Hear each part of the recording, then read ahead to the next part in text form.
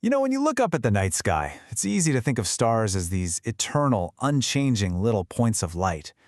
But the truth? They live these incredibly dynamic, violent, and in the end, finite lives. So today, we're going to dive into that epic final chapter, the story of what happens when stars die. So what really happens when one of these celestial giants finally runs out of gas? It's a question that gets right to the heart of how our universe works. And you know what? It also reveals the surprising origin of pretty much everything that makes life, well, us, possible. To get how a star dies, first you gotta understand how it lives. And for billions and billions of years, a star's whole existence is just this constant, epic battle between two of the most fundamental forces in the universe. Think of it like a cosmic tug-of-war. On one side, you've got this immense, relentless force of gravity, trying to crush the star into a single tiny point. But fighting back from the star's core is the absolutely incredible energy of nuclear fusion, pushing outward with an explosive force. For most of its life, these two forces are in this perfect state of balance. It's called hydrostatic equilibrium. The inward crush and the outward push are perfectly matched. Our own sun has been in this stable phase for about 4.5 billion years, and it's got about 5 billion more to go. But, you know, like any engine, it can't run on an empty tank forever. Okay, so this is where things get really interesting. What happens when that main fuel source, the hydrogen deep down in the core, is finally all used up? This is where the star's life officially enters a crisis.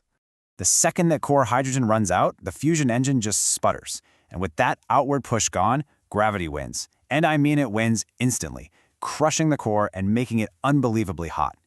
This intense new heat is actually enough to ignite a shell of hydrogen that's still surrounding the dead core. This new, furious burning pumps a tremendous amount of energy into the star's outer layers, causing them to swell up to an enormous size. The star has now transformed into a red giant. And just to put the scale of this into perspective, I mean, this is wild. Our own sun will one day expand so much that it will swallow Mercury, then Venus, and yeah, very likely, Earth itself.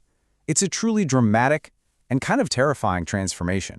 So from this red giant phase, the star's story can go one of two very different ways, and the deciding factor, the single variable that seals its fate, is just how much mass it was born with. This is exactly where the story splits. We get a tale of two deaths, leading to two completely different endings.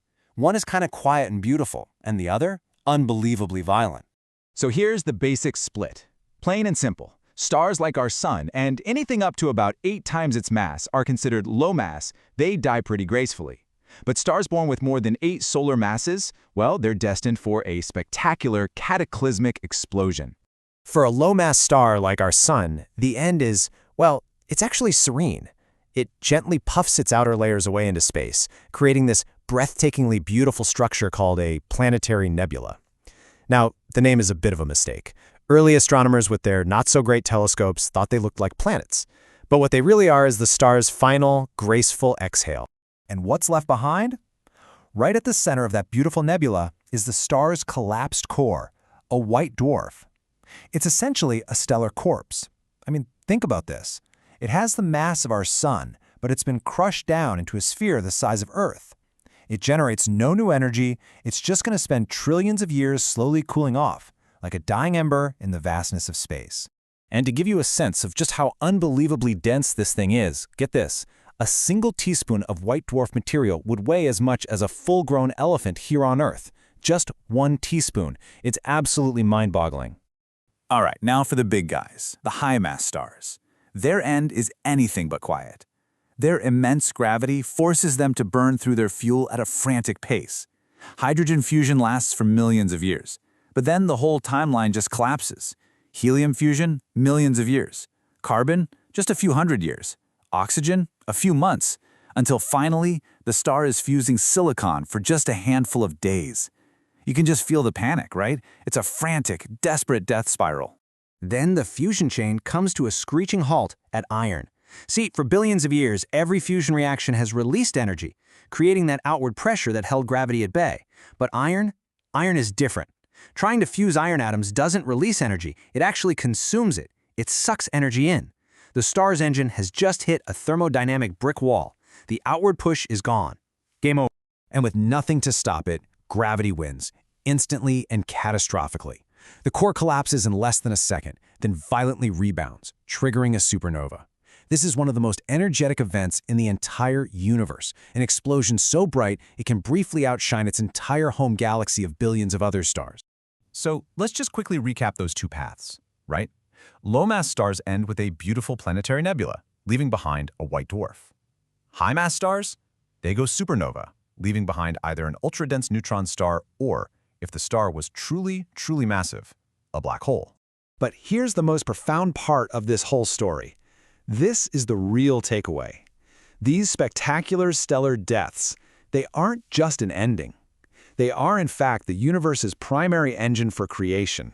See the incredible heat and pressure inside these massive stars, and especially in their supernova explosions? That's the universe's only forge for heavy elements.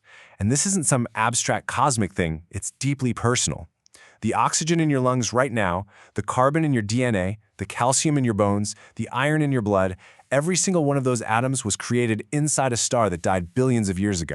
You know, without this cosmic cycle of death and rebirth, our universe would be a simple, boring place. Just hydrogen and helium. There'd be no rocky planets, no complex chemistry, and certainly no life.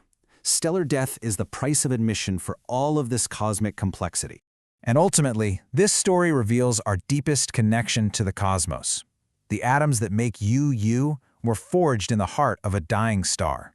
It means that every time you look up at the night sky, you are, in a very real, very literal sense, looking back at your own cosmic origins.